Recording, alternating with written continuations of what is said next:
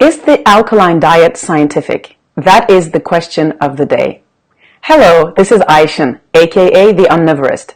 I'm a nutritional therapy practitioner in Paris, France, and I'm passionate about helping busy moms recover their energy and vitality through real food and healthy habits. Welcome to my series, Ask the Omnivorist, where I answer your burning questions about nutrition and health every Friday morning. Now, if you have been interested in nutrition at all, you may have come across the alkaline diet, which is recommended really highly in certain circles to stay in good health. Now, first, a little reminder from high school chemistry. When we talk about the acid-alkaline scale, this is a scale from 0 to 14, where substances they can be either placed anywhere on the scale. So, like 7 being neutral, anything lower than 7 being acidic, and between 7 and up to 14 being alkaline.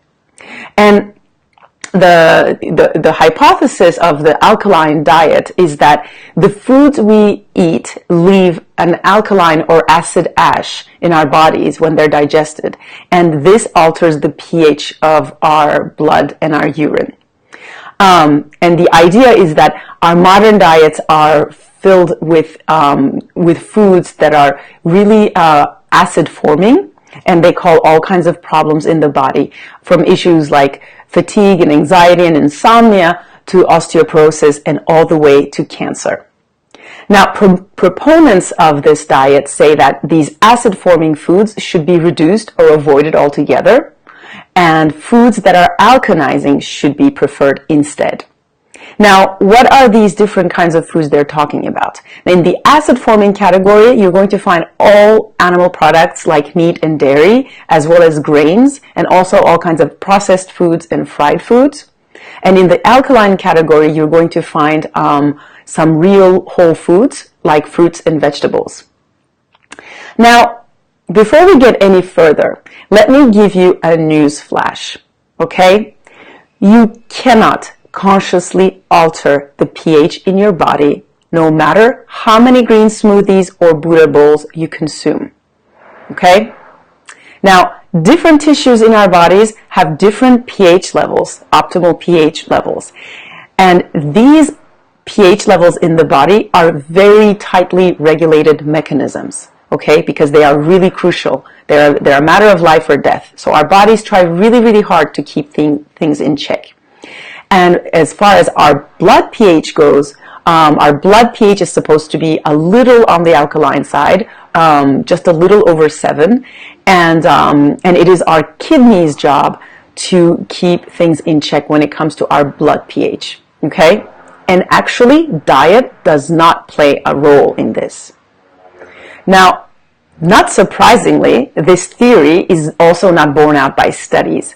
For example, proponents of this diet, they love to say that these acid-forming foods are not good for bone health, but good quality animal protein is actually essential for good bone health. And depending on the recommendations they give, it could go from benign and even, pretty sound advice to downright harmful advice. For example, some recommend having most of your plate made up of vegetables while a smaller portion of protein. Sound familiar? This is totally in alignment with what I've been telling you over the past episodes. But others will go even further and say, they recommend taking out all animal protein and kind of start eating like a bird. I take a look at those sample menus and I'm like, I would be so hungry if I ate like that. So that is where I think it becomes a little dangerous, because you're not actually, if you followed this advice, you would not be nourishing yourself properly nor sufficiently. But let's say that you do try this alkaline diet and you do end up becoming healthier. Now, that would not be so surprising if it means that you took out all processed foods, you took out all the grains, and you started eating many more vegetables and fruits.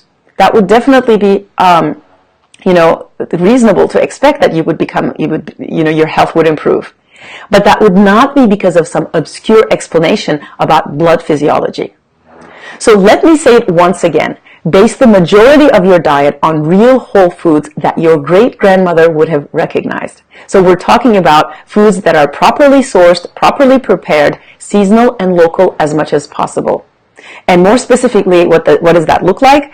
Fruits and vegetables, including starchy tubers and leafy greens, good quality animal protein like grass-fed beef, or just in general pasture-raised free-range animals, wild-caught fish, good quality dairy if you tolerate it, bone broth, what else? Properly prepared nuts, seeds, and legumes, perhaps some non-gluten grains, and lacto-fermented foods and beverages. And also making sure that you're eating the rainbow. That your plate should be composed of mostly really colorful seasonal vegetables and a smaller portion of protein. Because as I explained in previous episodes, animal protein is a lot more nutrient dense, so it's going to take up less space naturally. And start your day with a real food breakfast instead of typical breakfast foods, which just equals to giving you a blood sugar jolt first thing in the morning. Now, eating in this way is a really good thing because it is biologically appropriate for us humans, okay? And we have been able to not only survive, but thrive eating a diet like this as a species over, a really, really long time period. So there is no need really for any hokey-pokey scientific explanations.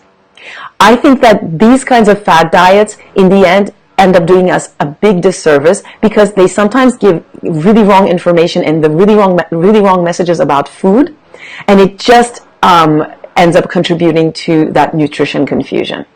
So again, I will recommend that you keep it simple and keep going back to the basics, starting with real food.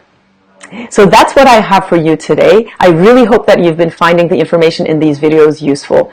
If you are interested in finding out more about doing this nutritional therapy work on a deeper level, drop me a line at contact@theomnivorous.com so we can jump on a free discovery call. Once again, have a wonderful day, and I will see you right here next week.